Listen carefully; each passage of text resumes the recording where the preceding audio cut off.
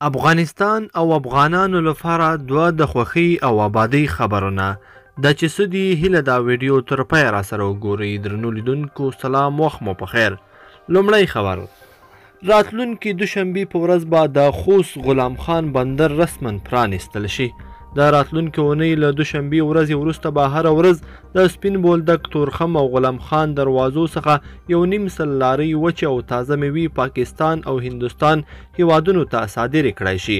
د افغانستان د سوداګرۍ او پانګونې خونې مرستیال محمد یونس محمد د کندهار او کابل یو شمېر سوداګرو کتنه کې ویلي چې راتلونکې دوشنبه به د تورخم او سپین بولدک په شمول د غلام خان بندر هم پرانیستل شي.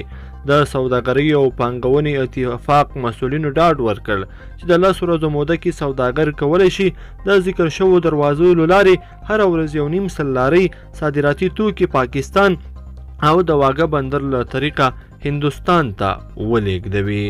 دوهم خبر: چین افغانستان سره د 500,000 ماسکونو مرسته وکړه.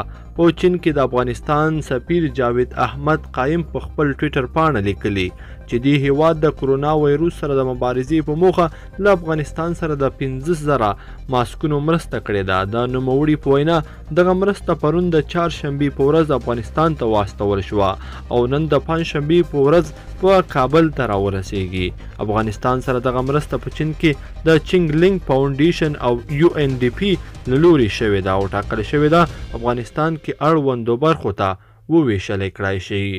لیدونکو په دې هیله چې دغه دوه د مهم او تازه خبرونه به مراسله تر پایه پورې کتلې وي. که مو ویډیو خوښه شوې ویډیو در سره لایک کړئ او زموږ د یوټیوب چینل هم در سره ضرور سبسکرایب کړئ. تر بلې ویډیو پورې ښه وخت. الله پامان.